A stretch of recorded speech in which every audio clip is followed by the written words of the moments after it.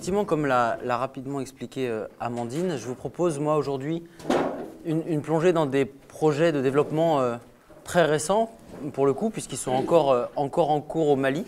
Alors, j'ai moi un regard un peu particulier sur ces projets, parce que j'ai été moi-même chef d'un de ces projets, donc coordinateur d'un de ces projets, donc vraiment dedans, en connaissant à la fois les contraintes, les limites de ces projets-là. Donc voilà, je vais essayer de jouer le jeu de la franchise avec vous et de mettre tout ça en débat. J'ai proposé volontairement un titre qui reprend des expressions qu'on utilise communément dans les projets, c'est-à-dire exigence de réforme foncière sur les terres aménagées. J'ai entendu rapidement M. Sec qui rebondissait dessus. On exige une réforme foncière sur les terres aménagées, donc après avoir construit un aménagement hydro-agricole.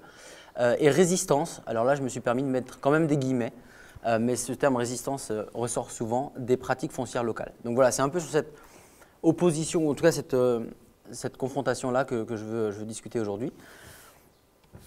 Donc, je ne reviens pas dans les détails sur le plan, mais un schéma très simple. En gros, je veux vous reprendre un petit peu des éléments de contexte de ce qu'est l'irrigation de proximité et le cadre d'intervention de ces projets-là au Mali, qui dépassent le sud Mali, qui sont vraiment à l'échelle nationale, et une vraie stratégie de développement actuelle. Donc, c'est un mouvement important. Ensuite, la démarche telle qu'on veut la mettre en œuvre, et bien entendu, la confrontation à cette pratique sur le terrain qui, comme vous l'imaginez, n'est pas tout à fait comme on l'espère au départ. Donc, sur l'introduction, je vais reprendre alors un chapeau un peu global pour reprendre comment est né ce concept d'irrigation de proximité qui ne parle pas forcément à tout le monde. C'est assez récent.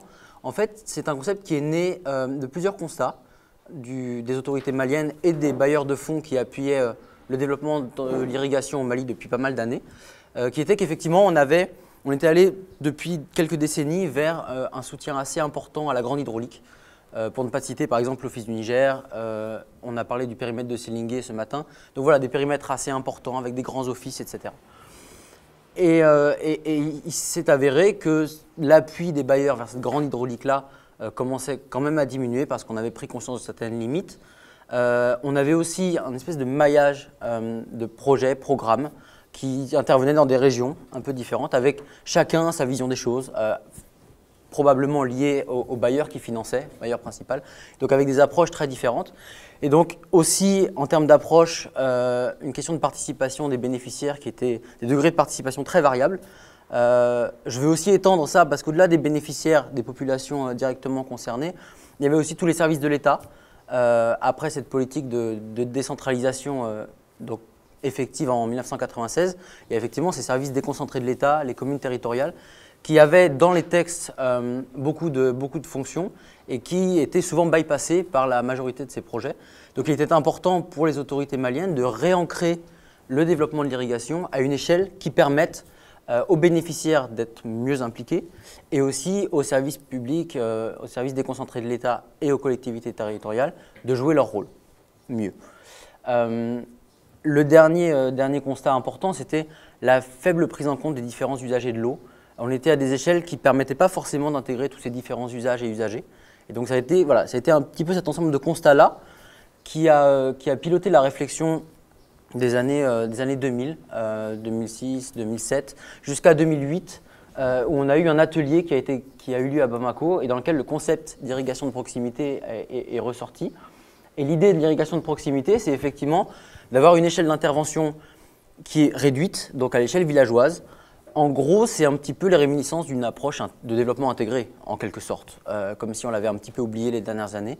Donc, on a un programme national d'irrigation de proximité qui a été élaboré et qui constitue le cadre de tout projet devant intervenir dans le secteur de l'irrigation de proximité, c'est-à-dire développer des aménagements hydro-agricoles à une échelle de l'ordre de 50-100 hectares qui concernent 1, 2, 3, voire des fois 3 villages. Donc vous voyez une échelle pour imaginer un petit peu réduite par rapport à ce qui existait récemment. Donc ce programme-là a été créé, a été validé en 2010-2011 pour une phase 2012-2021. Donc vous voyez quasiment 10 ans d'activité.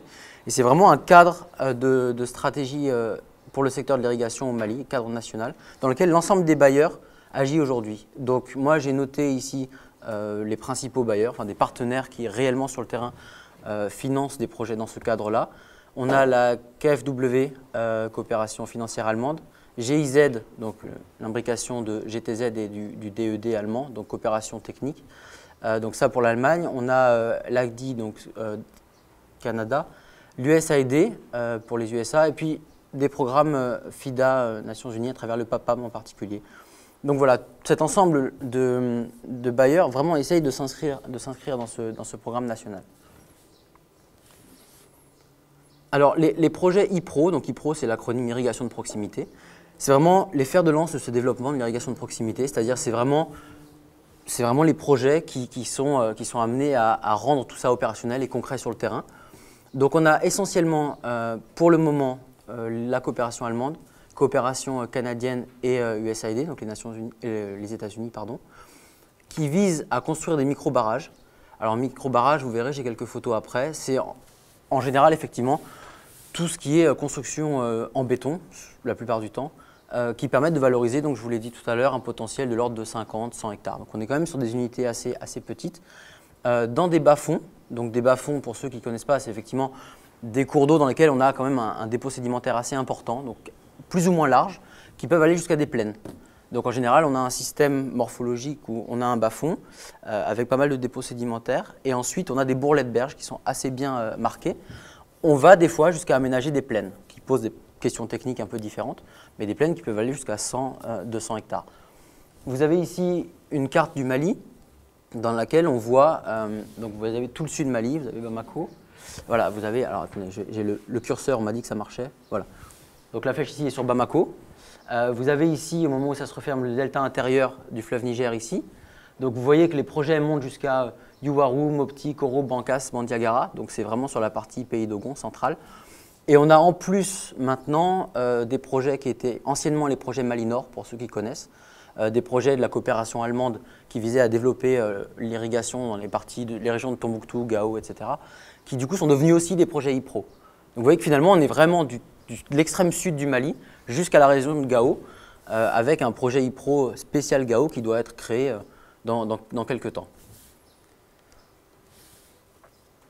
Donc moi je vais vous parler de ce que je connais le mieux, le projet IPRO dans la région de Sikasso. Donc vous voyez c'est toute la partie sud. Donc vous avez la frontière ivoirienne la frontière guinéenne qui est sur la partie ouest ici, la frontière ivoirienne sur toute la partie sud, et puis une partie de la frontière burkinabé qui est ici à l'est. Donc vraiment une zone frontalière. Donc en quelques chiffres clés pour vous expliquer un peu les objectifs, c'est des phases de 3 ans dans lesquelles il est prévu, donc ça vous imaginez, hein, c'est une stratégie bailleur, donc effectivement un cadre logique qui définit ces objectifs, de 25 nouveaux aménagements sur 3 ans, de 5 aménagements réhabilités, 1500 hectares mis en valeur. Donc là, en faisant une règle de 3 très simple, on est aux alentours de 50 hectares, vous voyez, de moyenne mise en valeur. Il y a un indicateur qui est un indicateur clé, et ça fait écho à ce que disait M. Sec tout à l'heure. On parle de surface cultivable exploitée ou surface exploitable, donc c'est toujours un peu délicat d'estimer ça. Mais en général, quand on a 50 hectares qu'on considère comme étant la zone qui bénéficie de l'aménagement, on a 80% qui doivent être exploités au bout de 2 ans. Donc vous voyez, on a des objectifs quantifiés très clairs, donc ça définit aussi la stratégie d'action derrière. Et donc on arrive à environ une moyenne de 10 AHA par an réalisés, à raison de 300 000 € par AHA. C'est à peu près la moyenne. Y inclut des études d'avant-projet, y inclut le contrôle, les contrats d'entreprise, etc. Ça fait une enveloppe, un budget moyen de 300 000 € par aménagement. Ce qui donne à peu près, du coup, vous le voyez, du 6 000 € hectare environ. Ce qui est pour ce type de maîtrise de l'eau, donc qui n'est pas non plus une maîtrise totale comme dans des périmètres irrigués, on a en fait uniquement là de la submersion contrôlée. C'est important de le signaler et ça explique aussi les difficultés liées à l'évaluation de la surface exploitable ou cultivable, parce qu'en fait, ce n'est pas une superficie qu'on aménage comme dans un périmètre irrigué classique où on a 100 hectares avec des casiers, réseaux primaire, secondaire, tertiaire, etc. Là, en fait, on va avoir une digue qui est créée, un micro-barrage, et une superficie sous influence, ou qui peut en tout cas gagner un potentiel de productivité grâce à l'aménagement. Donc là, on a tout de suite des discussions autour de l'évaluation. Mais en tout cas, on est à 6 000 € par hectare, ce qui est quand même assez important, dans un bas-fond en tout cas. Alors, c'est plus simple de montrer ça avec des images. Donc là, vous voyez le type d'aménagement qu'on peut réaliser. À gauche, ça a été construit dans ma zone, c'est pour ça que je le mets, c'est pas rien. C'était effectivement assez important. Donc vous voyez que c'est des ouvrages en maçonnerie, pleine, donc béton cyclopéen. Là, on avait, en dehors des fondations, en élévation, 3,58 m. Donc c'est quand même des gros ouvrages, c'est pas des petites diguettes. Donc c'est des ouvrages qui sont assez lourds, en tout cas pour mettre en valeur 50 hectares. Donc ça explique aussi que les coûts soient assez importants. Donc là à gauche, c'était avant la mise en valeur. Vous voyez que l'eau circule, hein, on est d'accord, de droite à gauche, ici sur l'image en haut à gauche. Donc vous avez effectivement cette chute d'eau derrière et le mur d'étanchéité devant. À droite, c'est un ouvrage qui fonctionne. Là en l'occurrence, c'est une culture d'oignons dans le pays d'Ogon. Voilà, tout à fait, dans le pays d'Ogon. Donc là, vous avez effectivement cette retenue d'eau à gauche, qui est l'amont, qui est créée. Et donc, vous avez ensuite la partie à droite, donc avec le cours d'eau qui continue. C'est des projets qui sont intéressants, assez intéressants parce qu'en fait, ils sont justement intégrés. C'est-à-dire qu'on a plusieurs volets. Au-delà de la partie construction, qui est un volet très important parce qu'il y a des études assez lourdes, on a tout un volet mise en valeur. Et ce que je vous disais tout à l'heure, c'est qu'on a effectivement un objectif de 80% mise en valeur après 2 ans. Ce qui signifie qu'après la fin des travaux, on a un volet agronomie qui appuie les bénéficiaires, qui les accompagne, alors de manière très concrète avec l'appui en semences, etc. Pourquoi pas, mais il y a aussi tout un volet formation. Et ça, c'est un peu au cas par cas en fonction des besoins des villages. Donc 2 ans après, c'est là qu'on essaye de voir effectivement si on a atteint cet objectif. Donc on a aussi là, on le voit au centre, des formations d'étuvage. Donc on essaye d'aller juste le plus à l'aval possible de cette transformation. En tout cas, on ne touche pas à la commercialisation et au marché, c'est trop complexe, mais en tout cas jusqu'à la valorisation, transformation des produits. Sur les dernières phases, on a aussi ajouté un volet pisciculture, vous voyez la barque ici, et puis avec un aspect donc majoritairement développement du riz dans les bas-fonds, mais aussi avec une diversification, donc vous voyez la tomate, gombo, aubergine, etc. et pâtisson, donc avec l'objectif aussi de développer des périmètres régés en contre-saison. Donc le minimum qu'on puisse faire, c'est effectivement une campagne de riz pendant l'hivernage, où grâce à l'aménagement, on a plus d'eau au début, plus d'eau à la fin, on arrive à boucler le cycle du riz de manière plus efficace. Mais on essaye aussi, dans la majeure partie des cas, de développer donc, la pisciculture et de la culture de contre-saison, donc avec le maraîchage. Alors bien entendu, la question foncière ressort rapidement. Comme vous pouvez l'imaginer, on est sur des projets qui ont des objectifs très clairs, assez ambitieux, et qui sont pilotés avant tout par une question d'aménagement, de construction, d'aménagement agro-agricole, avec un volet génie rural qui, au sein des projets, prend beaucoup d'importance aussi, parce qu'ils savent qu'ils ont une prise de décision importante. Mais vous voyez ici, dans le même village, de février 2014 à juillet 2015, donc en 1 an et demi, la différence que ça implique. C'est-à-dire qu'on est sur des villages qui des fois sont des bas-fonds qui des fois sont exploités en partie, des fois le sont très très peu. Vous voyez ici en haut à gauche le cas d'un bas-fond avec vraiment la prédominance du pastoralisme et de l'élevage, alors transhumant, voire même nomade, parce qu'on est sur la route de la Côte d'Ivoire, donc c'est quand même quelque chose de très important. Et on arrive 1 an et demi après avec un ouvrage qui bloque de l'eau et qui crée vraiment une zone marécageuse, donc avec blocage de toutes ces lignes de transhumance, etc. et de nomadisme. Donc, ce qu'on ressent rapidement, c'est effectivement qu'au-delà de l'aménagement, c'est un changement profond du rapport de l'homme à la ressource en eau et à l'espace. Avant l'aménagement, quand on parle de l'eau à ces populations-là, ils vivent ça comme effectivement une ressource qui passe, qui ne fait que passer. Et ils vivent d'ailleurs tout ce qui est phénomène d'inondation comme un aléa qu'on ne maîtrise pas et avec un certain fatalisme d'ailleurs. À partir du moment où on leur met un aménagement, on met aussi des vannes, des bâtards d'eau, et donc il y a un contrôle de la ressource. Donc c'est effectivement pas anodin. Et la question foncière ressort très très clairement dans ce cas de figure.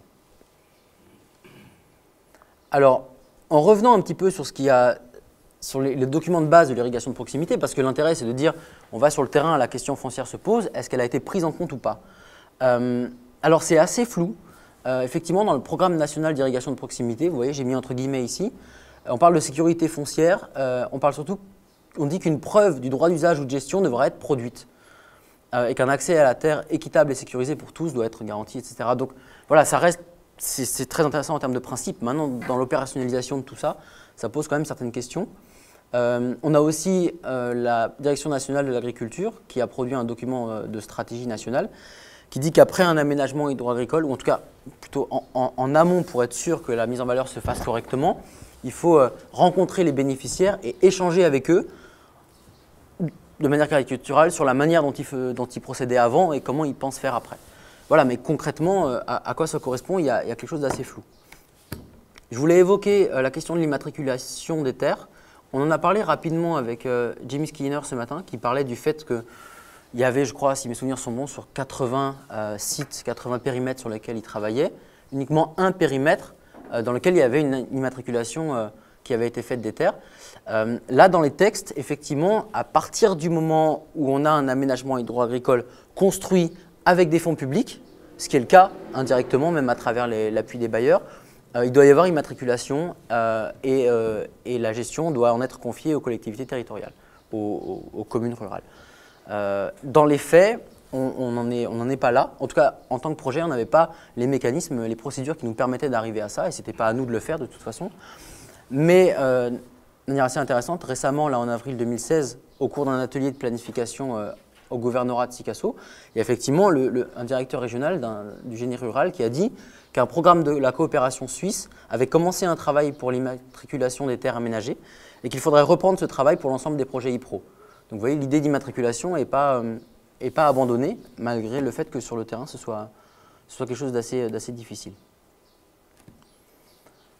Alors, comment le projet gère cette question foncière de manière très pragmatique? Alors, la prise en compte de la question foncière avant l'aménagement, c'est en 3 étapes majeures.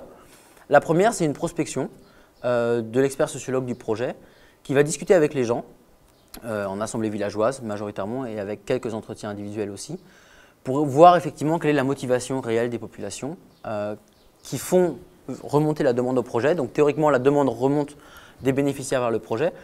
Et donc, c'est un petit peu voir quelle est la motivation des gens à changer complètement leur occupation de l'espace. Est-ce qu'ils ont conscience de ce que ça peut impliquer? C'est surtout cette prise de conscience qui est importante. Est-ce qu'ils ont conscience de ce que ça peut impliquer et est-ce qu'ils sont prêts à faire ce pas-là? Ensuite, il y a une partie de l'étude d'avant-projet qui concerne un volet sociologique. Donc là, c'est confié à des bureaux d'études qui justement vont un peu plus en profondeur là-dessus, voient un petit peu comment le foncier est géré, etc. Et ensuite, une lettre de mise à disposition du foncier. Alors là, c'est pareil, c'est une exigence des bailleurs et c'est un des outils, un des garde-fous en tout cas que le projet est censé demander aux bénéficiaires, d'avoir une mise à disposition du foncier dans laquelle il est noté, le chef de village signe et le propriétaire terrien signe, en disant qu'ils sont prêts effectivement à assumer les conséquences de cette redistribution en cas d'aménagement au sein du bas-fond. On a à la suite de ça un document de base qui est produit, qui est le protocole d'accord. Donc on a en fait un protocole qui est signé entre le village, les bénéficiaires, la mairie et le projet. Donc là, c'est des sessions de... Alors on signe un protocole devant tout le monde en assemblée. Théoriquement, la parole est libre, donc on peut discuter de tout ça. Donc je vous ai mis rapidement quelques éléments de ce protocole. Alors il y a un aspect forcément qui ressort, c'est des questions de compensation à l'amiable, de résolution de conflits à l'amiable, etc. Le projet considérant qu'il n'a pas ni la capacité ni la légitimité pour rentrer dans ces questions de conflits fonciers, donc de dire voilà, vous prenez conscience que tout ce qui peut se passer dans ce domaine-là est de votre ressort, vous, village et mairie, et pas l'équipe du projet. On a un protocole qui s'applique de fait sur l'ensemble de l'espace qui est impacté par l'aménagement. Ça reprend un petit peu ce que je vous disais tout à l'heure, c'est qu'on a une zone d'emprise de l'ouvrage, on a la retenue d'eau, et ensuite on a quelque chose d'un peu plus flou qui concerne l'ensemble des terres dont la mise en valeur sera rendue possible par l'aménagement ou améliorée. Donc sur le plan spatial, c'est un petit peu flou aussi sur quelles sont les terres auxquelles s'applique ce protocole, en sachant que savoir quelle est la limite, par exemple, de la recharge, de l'influence de la nappe phréatique qui est rechargée par la retenue, c'est un peu difficile à délimiter dans l'espace. Donc ça fait partie de ces choses un petit peu floues. Et ensuite, il est créé au moment de l'aménagement, un petit peu en amont, un comité villageois de gestion et d'entretien, donc qui en fait regroupe des bénéficiaires qui sont les interlocuteurs privilégiés du projet pour discuter de la répartition foncière ensuite. Voilà, l'idée est un peu celle-ci et qui doit fournir un plan parcellaire, donc quelque chose de quand même, vous voyez, très rigide, très clair. Voilà, c'est un papier sur lequel il y a un plan avec les surfaces et les gens. Voilà. Donc on part d'une situation où il y a très peu de formalisme, à quelque chose qui est très formalisé. Ensuite, dans la mise en pratique de tout ça, une fois qu'on a ces documents qui sont une exigence, une fois qu'on a ça, on réalise l'aménagement. L'aménagement, ensuite, il est réceptionné, donc la fin des travaux. Et donc, le premier outil qu'on a mis en place pour discuter un petit peu de ces questions-là avec les populations, c'est des maquettes. Donc, vous voyez, la maquette, on utilise ce genre de médium assez régulièrement. Ce qui est intéressant ici, c'est qu'en fait, on fait fabriquer ça localement à partir des plans topographiques de l'étude d'avant-projet. Donc là, vous voyez sur la partie de droite, on a les courbes de niveau qui ressortent très bien. Donc on peut ici discuter avec les gens de l'emplacement où sont leurs champs, etc. On peut aller jusqu'à ce niveau de détail-là. Et les maquettes sont confiées aux populations et régulièrement, quand on y retourne, on retrouve ça chez le chef de village et on peut rediscuter à partir de cet outil-là. Alors, la maquette, vous voyez, la partie bleue, c'est toute la zone de retenue, donc d'emprise théorique à partir de la cote de calage de l'ouvrage. On imagine si l'ouvrage est plein, quelle sera la zone inondée. Donc voilà, on peut quand même voir avec les gens, voilà, votre parcelle sera inondée de telle période à telle période, etc. On peut essayer d'engager ce type de dialogue-là. Alors, toute la question effectivement clé là-dedans, c'est la question de la définition de la limite d'inondation. Parce que nous, on veut avant tout faire du riz.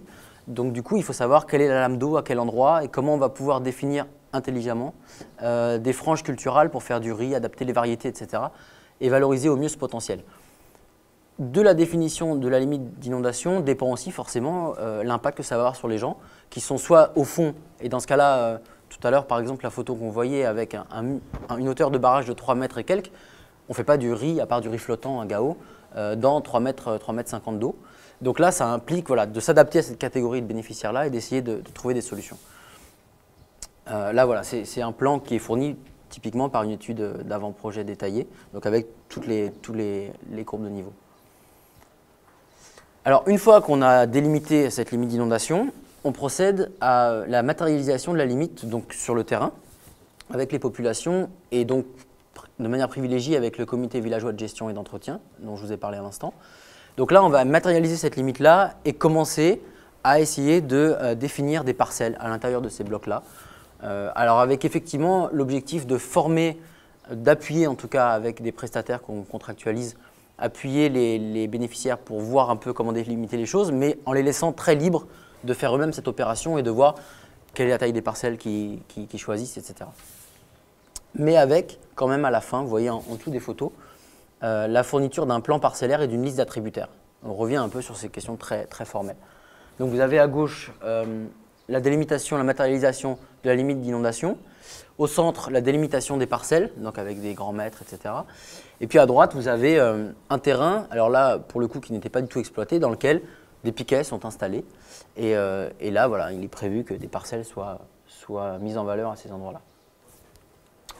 Voilà pour la partie en théorie, en tout cas, telle que la méthode est appliquée. Maintenant, ce qui est intéressant, c'est de voir un petit peu les réalités de tout ça. Parce que vous imaginez que ce n'est pas forcément le cas. On est quand même sur quelque chose qui change profondément les pratiques. Alors, ce qu'on observe, après un an de mise en valeur, vous voyez ici deux cartes, avant l'aménagement et après. Alors là, de manière très objective, on voit effectivement qu'on a une augmentation de la superficie cultivée. Ça, c'est indéniable. Avant l'aménagement, par exemple, sur ce tronçon-là, vous voyez dans le tableau ici qu'on avait 6,3 hectares mis en valeur, donc avec des variétés locales uniquement, et qu'on arrive à 18,16 hectares après aménagement. Ça, c'est un chiffre, c'est un fait. Maintenant, ce qui était intéressant de voir, c'est qu'au-delà de ces chiffres-là, on se rend compte qu'en fait, ce n'est pas une augmentation réelle, c'est surtout une remise en culture de l'ensemble des terres basses. C'est-à-dire que c'est des terres qui étaient déjà affectées à des gens, et en fait, on avait, vous voyez sur la carte de gauche, une discontinuité de cette mise en valeur, essentiellement des questions de topographie, parce que les zones cultivées étaient des zones de poche, un peu plus basses que les autres, des mares, où l'eau restait plus longtemps qu'ailleurs. Donc en fait, on voit effectivement, on observe cette mise en valeur de la totalité du bas-fond sur toute sa longueur. On observe aussi, et ça c'est un fait, une transformation progressive des bourrelets de bas-fond en surface risicole. Toutes ces parties qui étaient, donc sur par exemple, avant il y avait environ 50 ou 100 mètres mises en valeur, on voit une augmentation, des fois un doublement, parce que c'est quasiment le cas ici, avec des terres de culture sèche, de mil, de maïs essentiellement, qui sont transformées en riz. Les cultures de coton, c'est autre chose, parce qu'effectivement, c'est fait aussi, c'est fait par les hommes, la culture de bas-fond par les femmes. Donc les femmes ne vont pas pouvoir grignoter sur les terres cultivées par des hommes en coton, qui est un système complètement à part, mais vont essayer de transformer leurs terres de riz et de maïs. Pardon, de maïs et de sorgho. Mais par contre, ce qui est intéressant de voir, c'est que, et ça sort directement au moment où on voit ces cartes, c'est qu'en fait, les limites des parcelles cultivées, qu'on voit à droite, correspondent tout à fait aux différentes couleurs, différentes nuances de taches sur l'image satellite. Donc la conclusion de tout ça, c'est qu'en fait, les femmes n'ont pas du tout bougé, il n'y a absolument aucune redistribution, et qu'en fait, chaque femme est restée à sa place, et c'est juste qu'elle a gardé les mêmes limites de parcelles, seulement effectivement, elle a pu avoir un peu plus d'eau et cultiver davantage. Donc, quelle réalité de tout ça? Les constats sont assez évidents. Alors, j'en ai cité quelques-uns, hein, on pourrait en citer plus, mais il y a déjà le retrait des piquets de parcellement pendant la nuit. On pourrait mettre des guillemets, ça c'est un peu classique, on peut s'y attendre. On a une équipe le jour qui plante des choses, et la nuit, ceux qui n'ont pas été impliqués ou qui sont contre, souvent ceux qui ont le plus de parcelles forcément, retirent les piquets. Donc ça, c'est assez récurrent. On a aussi des retards dans la répartition des terres, donc avec des conséquences directes sur les semis, parce qu'on est souvent pris par le temps. L'aménagement termine en avril, et les semis doivent être faits en juin, juillet, début juillet, maximum, sinon on a un souci après sur la fin du cycle du riz pour le boucler, même avec des variétés améliorées. Donc voilà, il y a une question de calendrier un peu serré, et on a souvent des retards. Et on voit régulièrement des gens qui nous disent, vu que l'hivernage avançait, donc sous-entendu on devait faire les semis rapidement, il n'était pas facile de refaire le piquetage après que les piquets aient été enlevés. Donc le chef a demandé aux exploitantes d'occuper leur ancienne parcelle.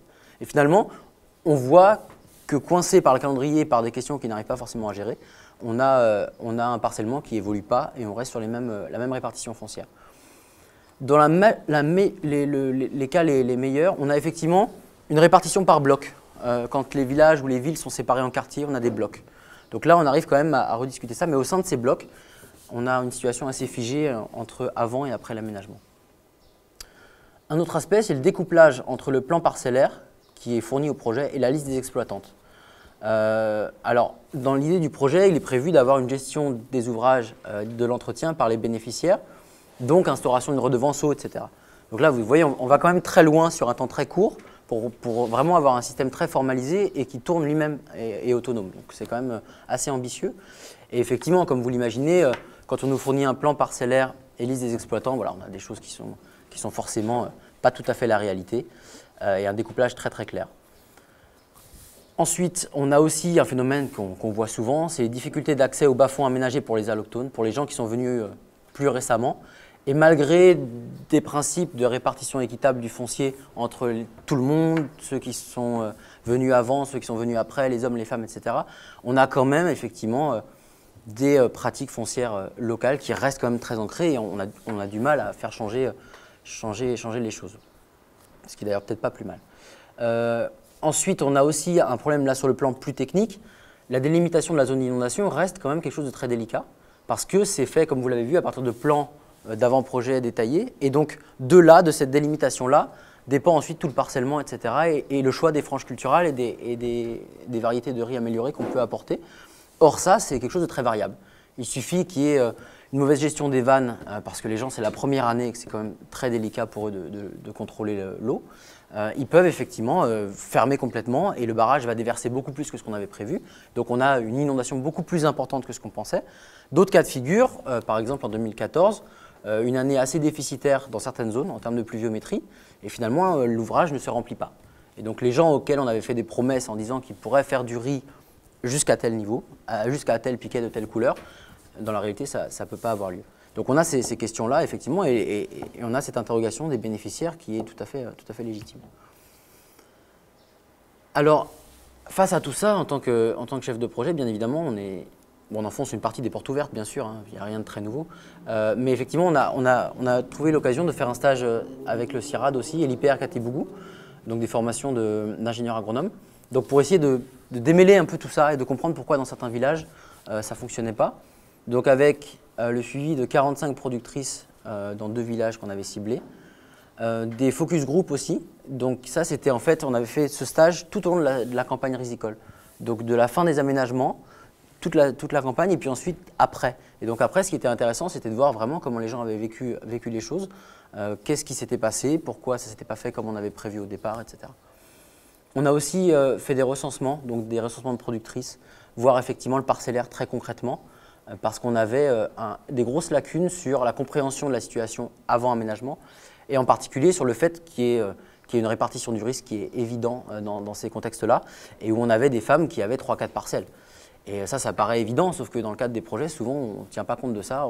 Quand une femme a 4 fois son nom qui ressort dans une liste d'attributaires, ça pose tout de suite question, et ça dérange. Or, c'est une réalité. Donc on avait vraiment cherché à comprendre tout ça, et pour quelles raisons les femmes procédaient ainsi dans les différents villages. Alors en termes de limites, pour prendre un peu de recul, c'est effectivement les limites évidemment d'une approche qui est uniforme sur tous les sites d'intervention. Alors bien sûr, on a 10 aménagements par an, donc on a 10 villages avec 10 situations, configurations complètement différentes, que ce soit sur le plan morphologique, des bas-fonds chaque fois différents, mais aussi sur le plan social. On peut avoir des communautés Sénoufo, Bambara, avec des villes proches du goudron et des nouveaux quartiers qui sont donc des personnes qui viennent d'arriver, des villages complètement éloignés des grandes villes, et donc ils ont gardé un système beaucoup plus traditionnel, etc., beaucoup plus fermé. Donc du coup, et pourtant on a une approche complètement uniforme. Ce qui est intéressant à voir aussi en termes de redistribution foncière, c'est qu'on est finalement dans des bas-fonds où ce n'est pas des bas-fonds non exploités pour la plupart. Donc on a des diguettes souvent qui existent, et on a dans certains cas de figure sur les plaines au bord des fleuves, des canaux qui sont creusés pour faciliter l'entrée d'eau d'inondation. Donc en bordure des marigots, on a des gens souvent qui ont créé des grands canaux comme ça. Et donc c'est effectivement des canaux qui permettent d'alimenter en eau, de favoriser l'entrée d'eau dans la plaine, qui rend service à beaucoup d'attributaires. Donc vous imaginez derrière toutes les formes d'action collective qui sont mises en œuvre, et dans l'histoire, en fonction des générations, les gens qui ont contribué au creusement, l'entretien, etc. Donc dans une configuration comme ça, redistribuer la terre semble effectivement difficile. Ensuite, on a une autre limite, c'est qu'on a une entrée par l'autorité communale. Je vous l'ai dit tout à l'heure, une des grandes critiques des approches jusqu'à l'irrigation de proximité, c'était qu'on passait un peu au-delà des collectivités territoriales, qui malgré, en tout cas à l'échelle communale, qui malgré leur manque de moyens financiers et humains, avaient une légitimité parce qu'ils existaient, et dans les textes, il fallait passer par eux. Donc, projet, on passe par eux. Donc le problème, bien évidemment, c'est la question qui se pose toujours, quelle légitimité, quelle reconnaissance au niveau du village? On a des cas dans lesquels voilà, les chefs de village et les maires sont de la même famille, donc ça peut plus ou moins bien se passer. Dans d'autres cas, ce n'est pas le cas du tout, donc on a des freins à certains moments de l'aménagement. Risque de politisation de l'action, bien sûr, ça c'est aussi évident dans des projets importants. Et ensuite, la question du comité villageois de gestion et d'entretien comme point focal. Donc là, on crée effectivement une entité. Alors, théoriquement, quand on trouve une coopérative qui existe, quelle que soit sa forme, une association villageoise, etc., qui a vocation à exploiter un peu ce bas-fond, on essaye au maximum de passer par cette unité-là. Mais dans la majeure partie des cas, il n'y en a pas. Les bas-fonds sont vraiment des zones sur lesquelles l'exploitation est très très marginale. La culture principale, c'est le coton par les hommes, et les femmes ne sont pas très organisées dans les bas-fonds. Donc là, on crée complètement cette structure-là. Et finalement, donc la question, c'est la représentativité, mais aussi le fait qu'on a souvent des membres qui sont hommes dans ces comités, parce que c'est eux qui prennent la décision, alors que les décisions s'appliquent sur des terres exploitées par les femmes. Donc on a des facteurs de blocage importants à ce niveau-là. Un autre aspect que je voulais vous présenter, c'est le rôle clé des chefs de village.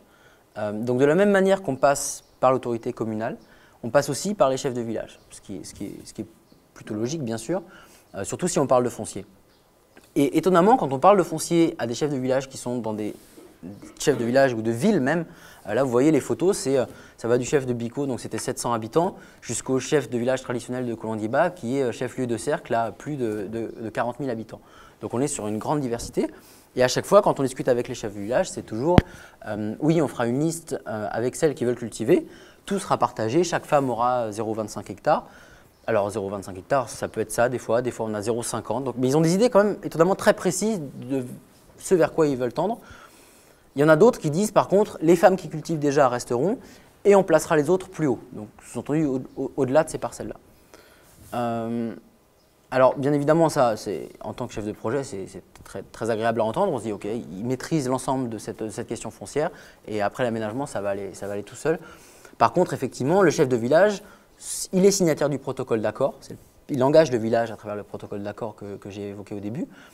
Mais on a au Mali la question du chef administratif traditionnel. Donc il y a aussi une différence importante là. Ce n'est pas toujours la même personne. Donc lequel signe, ça peut paraître tout bête et pourtant c'est important pour la prise en compte de l'ensemble des intérêts des bénéficiaires. Ensuite, quelle prise en compte de la diversité des intérêts dans une ville supérieure à 5000 habitants? Voilà, c'est ça aussi. C'est toute cette question des villages qui ont vraiment grossi et quel poids peut encore ou quelle représentativité peut encore avoir le chef de village. Alors on voit ici par exemple, je ne rentre pas dans le détail, mais on avait deux cas ici, vous voyez sur la carte. On a aménagé deux bas-fonds qui sont distants de 24 km. Un au bord de la route, l'axe Bamako, Bougouni, Sikasso, etc. Route internationale qui va vers le Burkina, Côte d'Ivoire ensuite. Et à 24 km de là, le village de Biko. Donc forcément l'approche est la même, plus ou moins, un petit peu adaptée, mais en tout cas les fondamentaux restent les mêmes. Donc passage par le maire, ensuite passage par le chef de village. Et vous voyez par exemple des situations complètement opposées, dans laquelle on a à gauche ici des vrais travaux collectifs qui se mettent en œuvre, etc. dans le village de Biko. Et à côté de ça, réunion sur réunion, parce que défaut de mobilisation et parce que le chef qui a engagé l'ensemble du village ou de la ville de Kéléa, finalement les gens qui doivent se mobilisent pas, parce qu'il y a vraiment une coupure avec la base. Donc on est dans ce genre de problème-là. Alors pour illustrer ça de manière très très claire, c'est l'exemple d'un village dans lequel on a eu pas mal de soucis et qui finalement est un cas de figure assez exemplaire. Vous voyez à gauche la théorie, donc la prospection au départ, ensuite l'étude socio-économique ou sociologique dans l'avant-projet détaillé, signature du protocole d'accord, l'aide de mise à disposition du foncier, l'aménagement, et après ça, toute la phase répartition des terres, mise en culture, etc. Ça, c'est la partie, la démarche du projet. Sur la partie droite, vous voyez comment ça s'est appliqué au village de Ména. Ména, c'est, que je ne me trompe pas, ça fait 1200 habitants. Donc, vous voyez, ni trop petit, ni trop grand. Au début, on nous a toujours dit absence de conflit foncier, tout va bien, le bas-fond est cultivé par tout le village, tout le monde va accéder au foncier une fois qu'on aura bénéficié de cet aménagement, on va bien répartir les choses. Au moment de la signature du protocole d'accord par le chef de village, aucun souci, on discute tout en assemblée villageoise, peu de gens parlent, mais on ne peut pas les forcer à parler, on les questionne régulièrement, mais ils sont tous d'accord, le chef de village signe. Et ensuite, on a la lettre de mise à disposition du foncier, signée par le propriétaire terrien. Donc on a quelqu'un qui se présente comme un propriétaire terrien et reconnu comme tel par les autres. On a le chef de village et on a un point focal. On a un monsieur qui vient là et qui signe aussi, parce que c'est lui qui facilite un peu les choses au sein du village. Bon, donc effectivement, on continue comme ça. L'aménagement se passe. Premier blocage au moment de l'aménagement, c'est qu'on a des problèmes de participation. On a une participation pour la main-d'œuvre non qualifiée au moment des travaux, où la main-d'œuvre est fournie par le village en fait, pour l'approvisionnement en matériaux. C'est un des principes de base de l'irrigation de proximité. Donc ils fournissent ces matériaux-là et ensuite l'entreprise travaille. Donc là, problème sur problème de participation, un gros souci. Donc là, 2 assemblées villageoises, des réunions du projet avec la mairie, etc. Parce qu'on s'était quand même vraiment engagé. Contrat d'entreprise, ça faisait dans l'ordre de 250 000 €, donc ce n'est pas négligeable. Donc là, il y a une lettre aussi du bureau d'études chargé de l'accompagnement pour la mise en valeur qui signale au projet qu'on a des soucis, que le repiquage n'a pas lieu, que ça ne fonctionne pas, que le village ne veut pas se mobiliser. Donc le projet va au village, etc. Et on se rend compte, il y a 2 constats. Premièrement, les femmes sont menacées. On les menace. Alors il y a des menaces très pragmatiques. Les maris vont les chasser, etc. Et puis il y a des choses, on les menace en leur disant que les alligators vont les manger, etc. Donc des menaces sérieuses, en tout cas qui font très peur aux femmes qui ne peuvent pas aller cultiver. Et on a aussi, au moment où l'ouvrage est terminé, les hommes qui systématiquement ferment les vannes au moment où ils voient que les femmes commencent à faire les opérations de labour, de semis.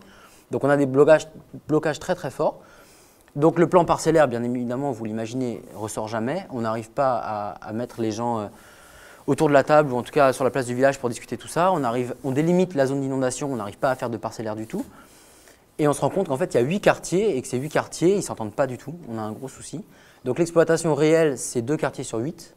Ceux qui ont signé en fait et qui sont d'où est originaire le propriétaire terrien. Donc ça fonctionne. Les autres quartiers ont interdiction d'aller cultiver. Non pas qu'ils ne veulent pas, mais ils ne peuvent pas. Et donc sur un potentiel évalué à de l'ordre de 12 hectares, on a 3 hectares seulement cultivés, dont 1,25 seulement récoltés. Donc on a un vrai souci. Et donc là, effectivement, vous imaginez derrière, c'est pourquoi on a été aménager ce site-là, etc. Donc toutes les questions qui se posent derrière vis-à-vis des bailleurs et de la tutelle du ministère qui est en charge du suivi du projet. Donc, en termes de conclusion et perspective, je voudrais d'abord reprendre rapidement les limites de cette approche-là. Donc, la sociologie, les études sociologiques qui sont effectivement le parent pauvre un peu de ces avant-projets détaillés. Parce que je vous l'ai dit, comme au sein du projet, au sein des bureaux d'études, c'est un peu la même chose. On a des études qui sont pilotées essentiellement par des techniciens, des aménagistes. Et donc le reste, ce qui est agronomie, ça va encore, mais l'aspect sociologique, c'est vraiment mis après. Alors le principe de, j'ai mis entre guillemets, taire les conflits pour garder le projet, c'est quelqu'un qui nous avait dit ça dans un ministère. C'est effectivement, au début, effectivement, on arrive, on dit si vous avez des problèmes, des conflits fonciers, on n'interviendra pas. Donc bien entendu, au départ, on ne nous dit pas ce qu'il en est. Un souci très important, c'est le lien entre que les gens font, que les bénéficiaires font, entre la participation aux travaux et l'accès au foncier. Alors ça, c'est quelque chose qui était intéressant et qui est une des conclusions aussi du stage qu'on avait piloté. C'est qu'effectivement, les gens, dans leur entendement, si j'ai participé aux travaux, j'accède à la terre après, ce qui semble être légitime d'ailleurs. Sauf qu'au moment de faire les travaux, les chefs de village ont du mal à trouver de la main-d'œuvre. Du coup, parce que la main-d'œuvre est bénévole, forcément, il y a des groupes de travail, etc., qui n'est pas rémunéré. Donc on ouvre les portes en grand en disant venez tous nous aider. Et surtout ceux qui viennent d'arriver dans les quartiers périphériques, venez nous aider. Et au moment d'accéder au foncier, là, il y a blocage. Et on se rend compte finalement que le bas-fond est exploité par un quartier et par le groupe autour du chef de village, c'est-à-dire une gestion totalement traditionnelle qui prévalait jusqu'alors. Alors ensuite, l'approche orientée par l'objectif d'extension des surfaces cultivées. Voilà, comme vous imaginez, c'est toujours… À chaque fois qu'on a des facteurs de blocage, on doit toujours justifier pourquoi on n'atteint pas nos objectifs. Parce que quand l'étude d'avant-projet détaillé vous dit que vous aurez 60 hectares exploitables, cultivables après aménagement, et que vous vous rendez compte que ce n'est pas faisable parce qu'il y a des aspects sociologiques, etc., qui n'ont pas été pris en compte, et une méconnaissance des structures de gestion foncière locales, effectivement, on a des soucis à justifier ensuite tout ça derrière. Alors, j'ai mis l'exigence des bailleurs, je vous en ai parlé plusieurs fois, le plan parcellaire, et ensuite ils vont jusqu'à parler d'une convention d'exploitation. J'ai mis à tout prix à quel prix? C'est-à-dire qu'en tant que chef de projet, on nous demande ce résultat-là. Est-ce que c'est à quel prix on doit le faire? On pourrait avoir cette démarche qui est de dire, moi je suis là 1, 2, 3 ans, on me demande de fournir ces résultats-là, ces documents-là, je les fournis. Sauf qu'on va créer effectivement des problèmes qui sont extrêmement importants derrière. Donc la question se pose. Ensuite, bien sûr, des changements profonds en seulement 3 ans d'appui. C'est-à-dire qu'on a une année avec les études, les aménagements, 2 années d'appui à la mise en valeur, donc 3 ans d'intervention, 3 ans à l'échelle de village qui sont là depuis des centaines d'années. C'est quand même très difficile de remettre, en tout cas tout ça à plat et de manière aussi fondamentale. Donc quel avenir aussi de tout ça, c'est délicat. Alors quand même, pour pondérer ça, on essaye quand même de le prendre en compte dans la mesure du possible. Comme vous imaginez, le cadre logique, c'est quelque chose qui est quand même très contraignant. Les objectifs, on ne peut pas les remettre en question.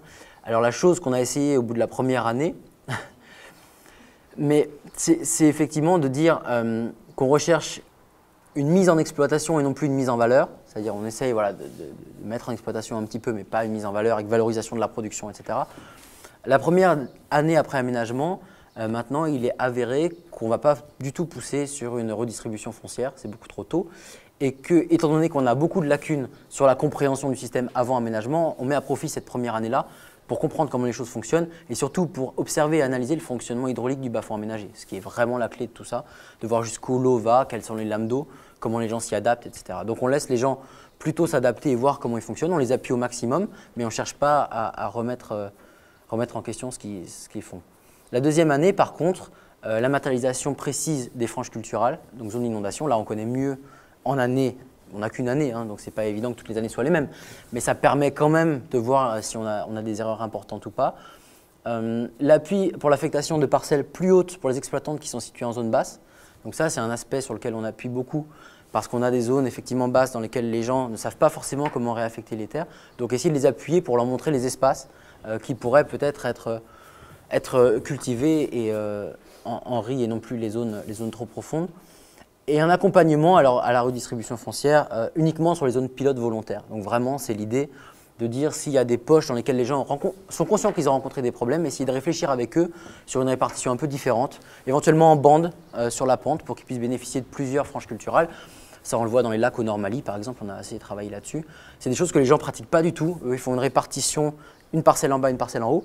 Donc la bande peut être quelque chose d'intéressant, mais là encore, c'est totalement nouveau. Donc l'idée est de dire Si vous êtes volontaire et qu'on peut faire ça sur un petit groupe de femmes, allons-y, regardons ce que ça peut donner. Voilà un petit peu l'inflexion après 2 ans de recul. Attention, je dis ça, c'est 2 ans uniquement avec 2 campagnes d'aménagement. Voilà, j'ai beaucoup parlé. Merci beaucoup de votre attention. Donc merci pour votre présentation. J'ai deux questions, une remarque et une question. La première, je réagis par rapport à ce que vous avez dit sur taire les conflits pour garder le projet, que je trouvais intéressant. Dans un tout autre contexte et cas de figure, ce qu'on observe par exemple sur les projets d'aménagement pastoraux qui sont en Algérie, mais qui sont financés par le gouvernement algérien et pas par des bailleurs étrangers, donc ce qui change considérablement peut-être la donne. On observe que le Haut Commissariat pour le développement de la steppe fait très attention à choisir ses bénéficiaires dans des zones où il n'y a justement pas de conflit entre les différents éleveurs ou les différents membres des tribus pour pouvoir permettre une certaine durabilité de l'aménagement. Et je voulais savoir dans quelle mesure les gens qui sont impliqués dans le gouvernement malien ne peuvent pas assurer justement cet arbitrage entre les lieux à partir de la connaissance qu'ils ont sur les risques de conflit et pourquoi ça n'a pas été possible dans votre projet. C'est une première question. Et la deuxième, c'est que ce que je trouve très intéressant, c'est que vous parlez du cas des femmes. Les femmes, il me semble, n'ont pas du tout les mêmes droits fonciers, le même accès au foncier que les hommes. Et dans quelle mesure l'échec que vous avez décrit n'est pas relatif au fait que vos groupes de bénéficiaires étaient des femmes? Et est-ce que vous avez travaillé donc sur cette singularité? Voilà, merci.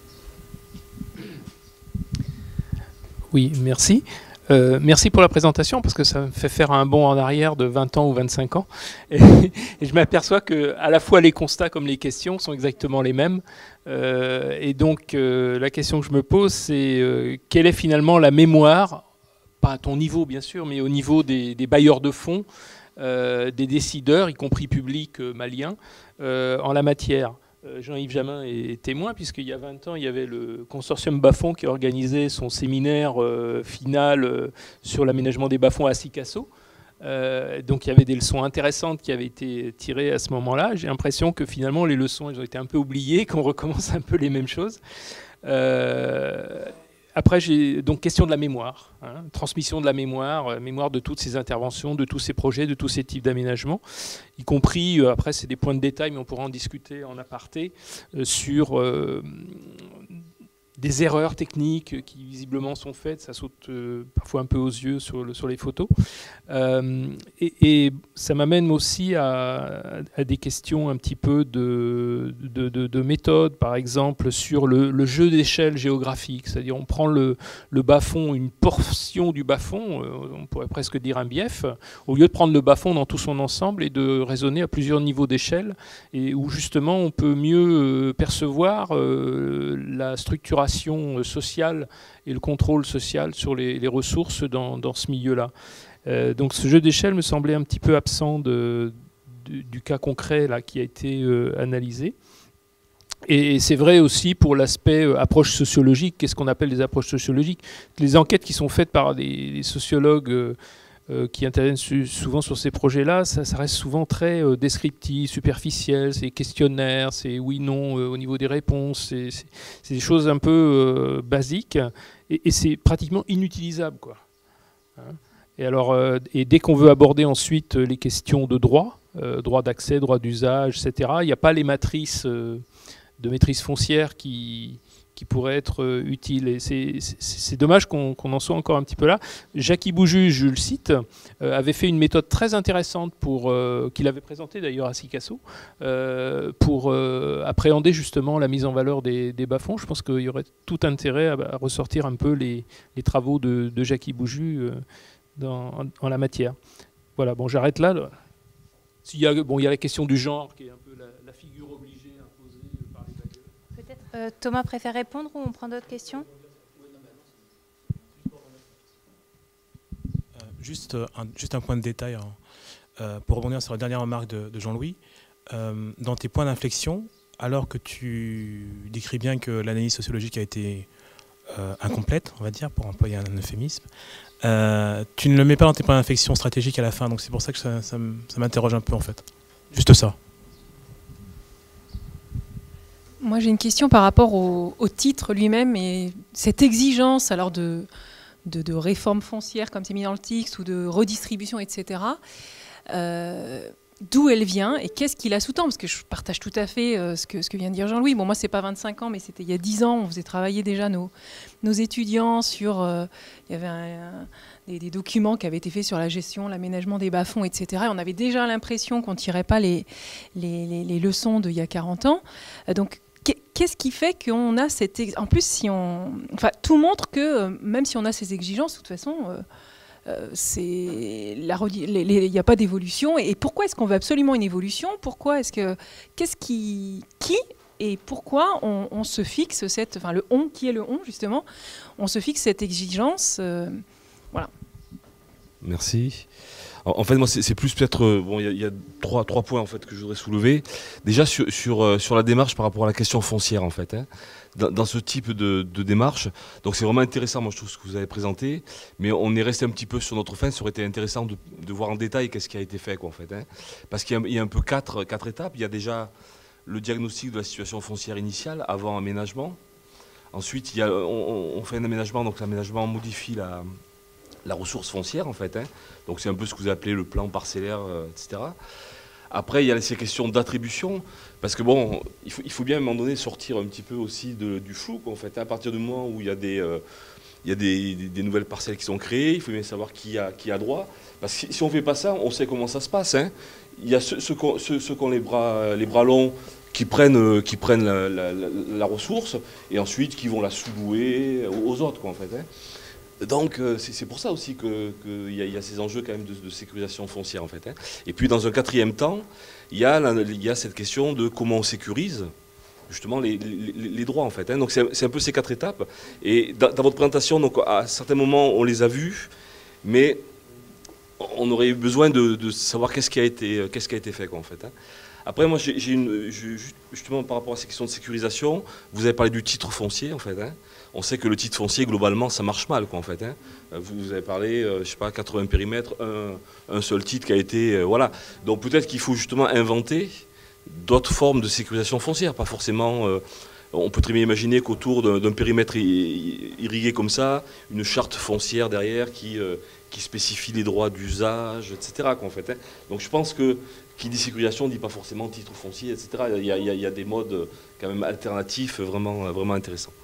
Et donc c'était le deuxième point par rapport au titre. Et le troisième point, c'est, si j'ai bien compris, la ligne des hautes eaux, on va dire, hein, bouge, d'accord, d'une année sur l'autre en fait. Hein. Et donc du coup c'est très difficile de faire un plan parcellaire fixe. C'est un peu comme les zones de wallow dans certaines les zones de décrue en fait, quoi. Hein. Selon les années, ça va plus ou moins loin. Donc là, il y a sûrement quelque chose qu'il faut aussi imaginer, quoi. Hein. Et donc vous l'avez abordé en disant que certaines femmes avaient des petites parcelles un peu partout. Donc peut-être plutôt que d'avoir des grandes parcelles, etc., peut-être qu'il faut imaginer un système, disons, où chacun a un peu de zone basse, un peu de zone moyenne, intermédiaire, un peu de zone haute. Voilà. Merci. Thomas, on prend la dernière question peut-être, avant les réponses. Ça fait un beau listing. Merci. Bon, bonjour et félicitations pour l'exposé. Alors moi, je vais poser la question qui a été à peine évoquée au début, c'est et les pasteurs ou les éleveurs, qu'est-ce qu'ils deviennent dans tout ça? Bon, est-ce qu'ils ont été associés quelque part à un moment? Bon, il y a les problèmes d'abreuvement. Bon, est-ce qu'ils ont accès à l'eau quelque part dans ces bas-fonds? Le problème des droits de passage qu'ils avaient, bon, qu'est-ce que ça devient? Les pâturages qu'ils avaient dans ces bas-fonds, est-ce qu'il y a des compensations ailleurs, etc. Est-ce qu'il y a eu une négociation avec eux?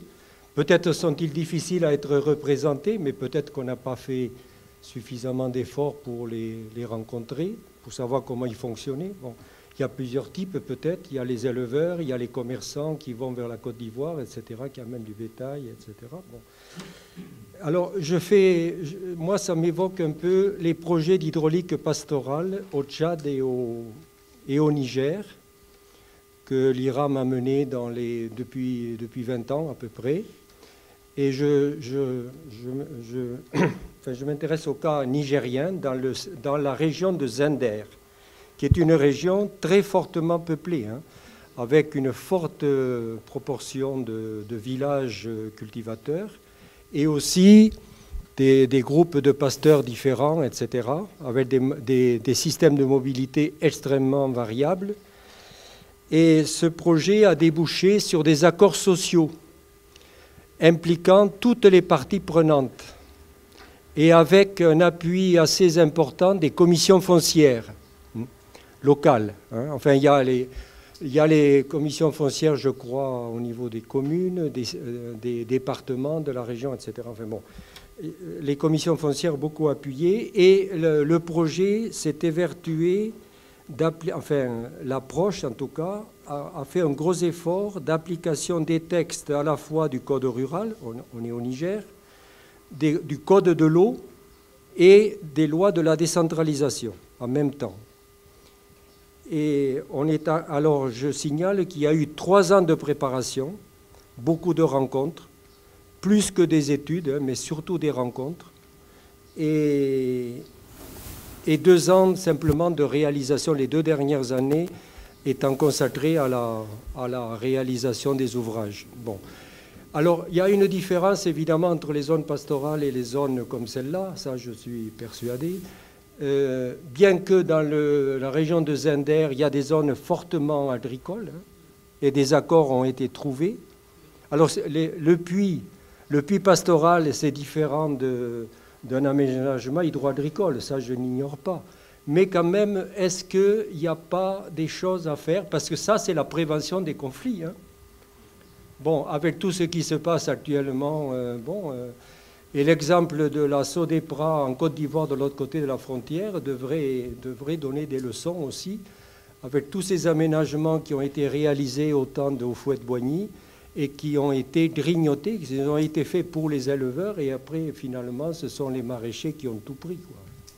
Bon, enfin voilà, excusez-moi pour la longueur de... Non. Merci. Thomas. Alors, merci beaucoup pour toutes ces questions. Je m'y attendais un peu, bien sûr. Alors, je vais les prendre dans l'ordre, en tout cas pour ce que j'ai retenu d'essentiel. La première question, effectivement, avec ce cas précis du projet ou du programme de développement avec financement du gouvernement algérien, où effectivement il y avait ce choix important de sites avec moins de conflits potentiels que... Alors, en fait, nous, on est dans un système où la demande doit venir de la base. Donc, on reçoit une demande sur la table de manière très, très, très concrète. Et après, commence le travail pour voir si c'est des sites où il y a plus de conflits ou pas. Donc, moi, ce que je voudrais dire déjà par rapport à ça, c'est qu'en fait, il y a différents types de conflits. Il y a rarement des conflits ouverts avec des choses très, très dures. En fait, finalement, c'est surtout des conflits entre familles, des choses comme ça. Et malheureusement, ces questions-là, on peut difficilement rentrer dedans très vite.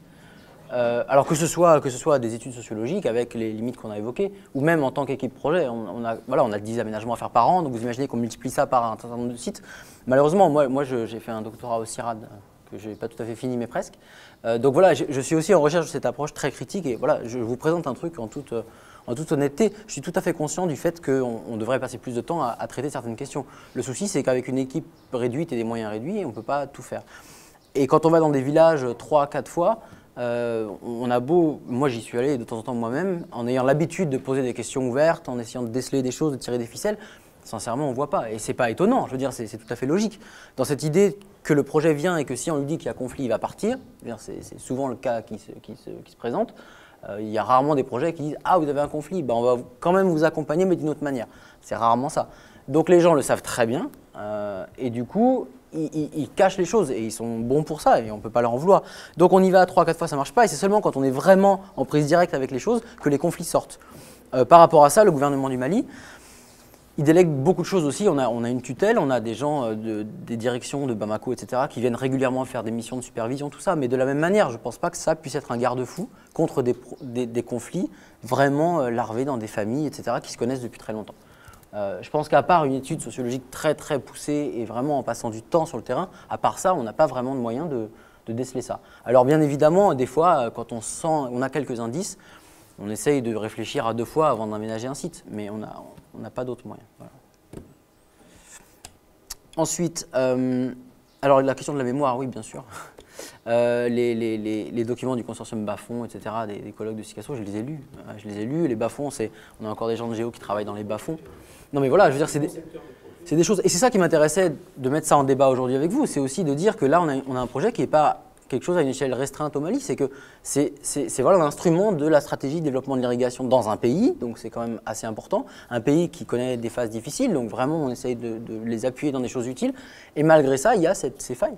Moi, sincèrement, j'ai été choqué de certaines choses. Alors après, est-ce qu'il n'y a pas un effet de génération? Je ne sais pas, des jeunes cadres qui viennent et qui veulent, qui font table rase du passé, et peut-être que depuis 20 ans, 15 ans, quand bien même il y a 5 ans, on avait ce genre de résultats. Donc j'ai du mal à l'expliquer, sincèrement. Il y a des écoles comme l'IPR de Katiboubou qui ont pas fonctionné pendant des années Oui. de suite, avec des ruptures dans le corps professoral, dans le recrutement des étudiants, etc. L'absence de stage pratique, parce que pour telle et telle raison, enfin, donc, il y a eu carrément...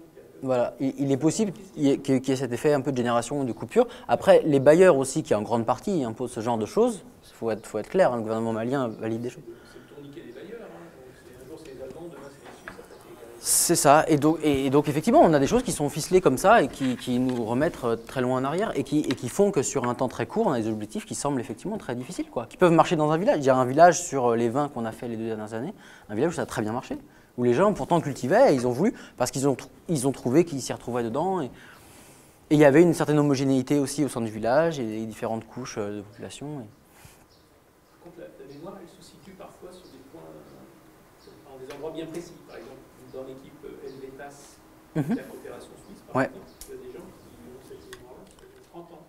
Mais attention, parce que bizarrement, nous, dans les bureaux avec lesquels on faisait des contrats, en particulier, pas pour les études, mais surtout pour les questions d'animation, d'appui à la mise en valeur, les prestataires qui conseillent, qui appuient, on a majoritairement des gens qui viennent de programme Helvetas, qui ont travaillé avec Helvetas. Et pourtant, il n'y a pas vraiment de mémoire parce qu'ils reproduisent des choses de manière... Mais parce qu'on conditionne le paiement des contrats aussi à certains produits et que du coup, ils tendent aussi vers ça. Je pense qu'il y a toute cette... Enfin bon, c'est un... de mémoire, il y a à la fois ce qui n'a pas marché, donc tirer parti de ce qui n'a pas marché, mais est-ce qu'il y a vraiment des expériences qui pourraient inspirer ça, qui ont vraiment très bien marché en fait? Et comment ça se fait que si ces expériences-là ont bien marché, il y a un problème de, je sais pas, de communication, de valorisation, de capitalisation de ces expériences-là en fait? Je pense qu'en fait, ça passe plus par des personnes qui peuvent avoir un statut particulier. Pour reprendre une expression un peu forte, c'est la question de l'intellectuel organique. C'est-à-dire qu'en fait, un sociologue n'est pas égal à un sociologue, un ingénieur n'est pas égal à un ingénieur. Il y en a qui, quand on fait l'histoire des intervenants sur une région, ont plus marqué le milieu et la continuité d'intervention, le passage des idées au niveau intergénérationnel ou intercorporation. Et donc, c'est peut-être des figures comme ça qui pourraient être intéressantes à repérer, entre guillemets, l'intellectuel organique d'une question, pour une grande région, une région. Ça peut être intéressant. Oui, tout à fait. Tout à fait. Je continue juste, du coup, je prends dans l'ordre, hein, désolé, je continue. La question du jeu d'échelle qui a été évoquée rapidement. Je ne pense pas, en imaginant les différents cas concrets que j'ai vus, que l'échelle ne soit pas forcément la bonne. En fait, parce qu'elle prend le terroir villageois, en fait. C'est-à-dire la portion d'un bas-fond, effectivement, c'est un bief de bas-fond, bien sûr, parce que c'est des marigots qui continuent sur des kilomètres et dizaines de kilomètres. Et on n'aurait pas les moyens de travailler sur toute cette surface, mais en fait, c'est effectivement une partie gérée par un village. Donc, on ne peut pas avoir une entrée qui soit vraiment différente de celle-ci. La question, par contre, qui se pose, et ça c'est quelque chose que j'ai dans un coin de la tête depuis longtemps, c'est qu'effectivement, on travaille sur des petites portions, on travaille sur le plan, par exemple, hydrologique, on ne travaille pas forcément sur l'impact de ces aménagements-là sur les villages à l'aval. Ça, c'est une question qui me semble fondamentale, mais qui a toujours beaucoup dérangé quand je la posais. Parce qu'en plus on favorise l'évaporation, enfin bref, c'est pas super je pense. Mais voilà, ça c'est des questions qui sont des effets négatifs un peu de ces aménagements-là. L'échelle, je ne sais pas si vraiment on pourrait la changer. Je pense que l'échelle villageoise est assez bonne parce qu'on définit la limite de cette zone d'influence comme étant la zone utilisée, cultivée traditionnellement par un village qu'on connaît. Donc. Ça, c'est un a priori. Qu'en faisant le jeu d'échelle, tu peux te rendre compte si c'est vrai ou pas. Oui, bien sûr, oui. Il peut y avoir effectivement des cas. Mais bon, je pense qu'effectivement, cette échelle-là est pas si mal. L'histoire et du groupe auquel tu as affaire, est-ce que Bien sûr. Après, il y a la question des diffusions, des hameaux issus d'un village qui sont devenus eux-mêmes villages et qui du coup gardent un lien fort et dans lequel si on fait un aménagement dans une partie, la deuxième partie va dire mais... Voilà, non mais ce cas-là, ce cas de figure... Oui, oui, non, il y a tout ça, tout à fait. Tout à fait. Ensuite, on évoquait... bon, là, je crois que c'est Anne Leroy qui parlait de la question effectivement de qui fixe cette exigence, etc. Ça, c'est dans les textes des bailleurs, des conventions entre les États, entre le Mali et un autre État. Et donc, c'est des grands principes qui s'imposent à nous. Alors après, je rebondis un peu sur ce que disait Michel tout à l'heure, c'est qu'effectivement, ce besoin de formalisation ne doit pas être fait à tout prix, absolument. Mais par contre, derrière, dans tout l'appui du projet, il y a aussi cette volonté d'appuyer les gens de manière très quantitative avec des semences, etc., ou bien en formation, les gens qui exploitent vraiment. Donc en fait, la logique, elle est un peu là aussi, de savoir voilà, quelle est la situation, qu'on essaie de clarifier un peu pour savoir qui est vraiment là et être sûr que l'argent qu'on va mettre et le temps qu'on va passer ne va pas partir ailleurs ou être mal employé. Donc il y a un peu cette idée derrière. Et après, effectivement, les produits attendus sont ceux que j'ai dit et c'est des produits que les gens attendent, enfin, les bailleurs et le gouvernement. Non, pas les gens, oui, pardon, oui, en plus. Non, les bailleurs attendent. C'est vrai qu'il faut peut-être pas, disons, rapidement, je sais pas, vous avez des éléments pour dire que ces gens-là n'ont pas envie d'avoir des papiers qui font... Non, mais j'en sais rien, mais je pense que la question n'aura pas forcément été posée. Oui. On parle de nouvelles parcelles. Du coup, il ne faut pas partir d'a priori, effectivement. Mais c'est pour ça que, par exemple, sur 20 villages dans lesquels on a travaillé les 2 dernières années, on a des cas de figure complètement différents. Il y en a sur lesquels ils vont dire... Parce que l'approche est uniforme, ça c'est une des limites, effectivement. On a peu cette capacité, cette flexibilité pour s'adapter. Manque de temps, de moyens, etc. C'est probable. Mais à côté de ça, il y a des villages dans lesquels ça marche. Ça marche parce que ça répond à un besoin, pour des raisons différentes, et dans d'autres, ça ne va pas fonctionner. C'est là où je pense qu'il y a un travail à faire. Après, en soi, ça peut être intéressant. Rien que par l'électrochoc que ça peut produire au sein de ces communautés-là. De se rendre compte que peut-être, ils n'avaient pas pensé l'espace de cette manière-là, et peut-être qu'ils peuvent améliorer les choses d'une autre manière. Ça, c'est pour eux. Merci. Sans entrer dans la question de ce qui fabrique la demande sociale, je crois qu'il y a un élément important à distinguer quand on demande à des gens s'ils veulent des titres ou des... Oui, en général, ils en veulent pour eux. Mais il faut distinguer simplement une agrégation d'intérêts individuels qu'on peut faire passer pour une demande sociale et un intérêt général à plus long terme, qui est peut-être moins commode à justifier pour lancer un projet auprès d'un bailleur. Et on peut toujours trouver une demande sociale ou la formaliser. La question est de savoir ce qu'elle représente et ce qu'elle induit à moyen terme comme intérêt général. Tout à fait. Après, je continue pour pas... on avait la question de convention d'exploitation, charte foncière, etc. Ça, c'était une réflexion justement qu'on avait un peu eue dans la manière d'infléchir notre approche, de passer d'outils très comme ça, très précis, très formalisés, à plus des schémas d'aménagement ou des conventions d'exploitation. Ça, c'est une réflexion qui est en cours parce que faut que ça fasse du chemin jusque très haut. Mais c'était un peu l'idée. Et ça répond aussi en partie à l'interrogation de M. Marty de dire comment sont pris en compte les pasteurs, les éleveurs, etc. Alors, en fait, pour le moment, on est quand même, malgré on prend en compte tout le monde, on reste très focalisé sur les cultivateurs et surtout les riziculteurs et les rizicultrices. Essentiellement, il faut être honnête. Après, les éleveurs, alors vous parliez de différents types d'éleveurs, bien entendu, comme partout. Les agro-pasteurs, etc., posent moins de problèmes parce qu'ils ont un double intérêt, y compris dans l'aménagement du bas-fond, c'est sûr. Donc c'est pas ça le vrai problème. Le vrai problème, c'est ce que j'évoquais tout à l'heure, c'est la coupure des pistes de transhumance ou de nomadisme. Et effectivement, le nomadisme et le pastoralisme là-bas est complètement différent de ce qui peut être au Niger. Par contre, on est à la frontière guinéenne, ivoirienne, et donc on a des pâturages très importants dans ces zones-là, et donc il y a effectivement ces grands axes de passage, y compris depuis Mopti, le delta central, et que nous on coupe de temps en temps. C'est une réalité. La prise en compte de ça, ça pourrait être qu'à travers un jeu d'échelle, par exemple. C'est-à-dire prendre en considération les choses à des échelles un peu supérieures et voir comment les choses s'imbriquent les unes dans les autres. Donc la réflexion de partir vers des conventions d'exploitation, des schémas d'aménagement, peut être un pas vers ça, possiblement. Et en tout cas, une meilleure prise en compte. Pour le moment, de manière très, très honnête, les grands troupeaux, comme dans plein de situations, on a du mal à les prendre en compte. Et aussi, comme vous l'avez évoqué, parce qu'on n'arrive pas à trouver le bon interlocuteur au bon moment pour l'impliquer dans une assemblée dans laquelle il est invité, mais il ne vient pas parce qu'il n'est pas là à ce moment-là et qu'il passera la semaine prochaine, ou qu'il est déjà parti. Mais bon, pour l'instant, ils en profitent pour l'abreuvement, essentiellement. ils perdent du pâturage, mais ils gagnent beaucoup en abreuvement. Donc voilà, il y a quand même un système où ils arrivent à compenser une perte par un gain d'un autre côté. C'est un peu ce qu'on nous a dit. Et ensuite, je crois que c'était à peu près tout. Si j'ai pas omis de questions.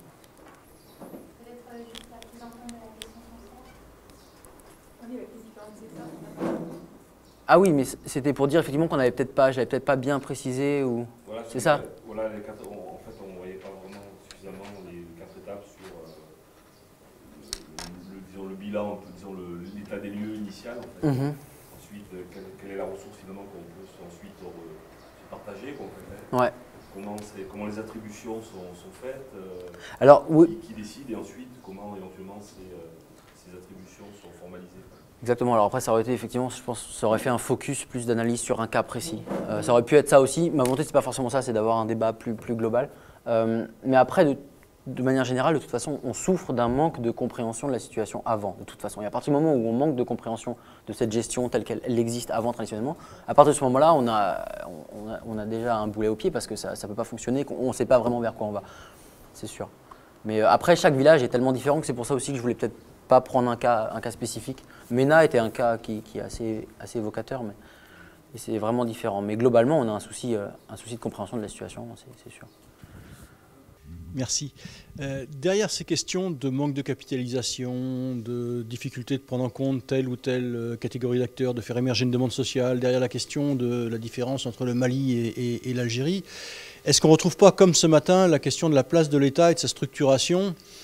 Quand je dis l'État, ce n'est pas seulement le gouvernement, c'est le gouvernement, les collectivités territoriales, c'est tout ce qui structure un État et qui là, au Mali, manifestement, a beaucoup de mal à jouer son rôle et qui fait que du coup, chaque bailleur de fonds, effectivement, a son propre agenda, on perd la mémoire des projets précédents, etc., parce qu'on n'a pas une structure. Et donc, est-ce que ça ne veut pas dire que dans ces projets, il ne faudrait pas aussi avoir un volet de renforcement des capacités de l'État à ces différents niveaux, et parce qu'il y a beaucoup de choses qui devraient être du rôle de l'État, et après on dit dans les projets on n'a pas pu faire ci, on n'a pas pu faire ça, mais quelque part ces projets se substituent à un rôle qui devrait être celui d'un État structuré. Encore une fois, l'État, pas finalement un État gouvernemental, mais un État aussi au niveau des différentes collectivités qui le composent. Oui.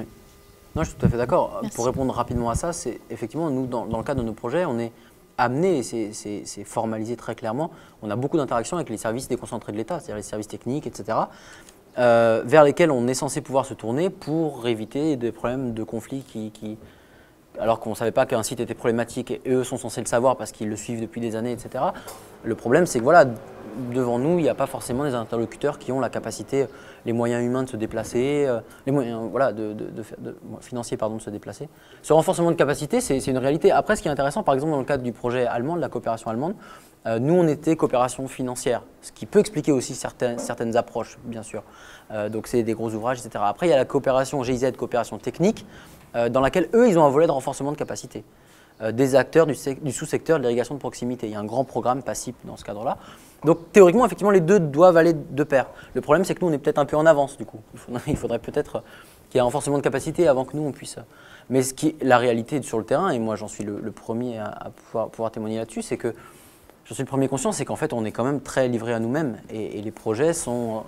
se débrouillent, ils voient les limites des choses et peuvent difficilement trouver des interlocuteurs fiables pour nous dire vers quoi il faut aller ou aller vers ça, ou éviter d'aller dans tel type de site parce qu'on sait qu'il y a un souci. C'est une réalité, mais bon. Voilà.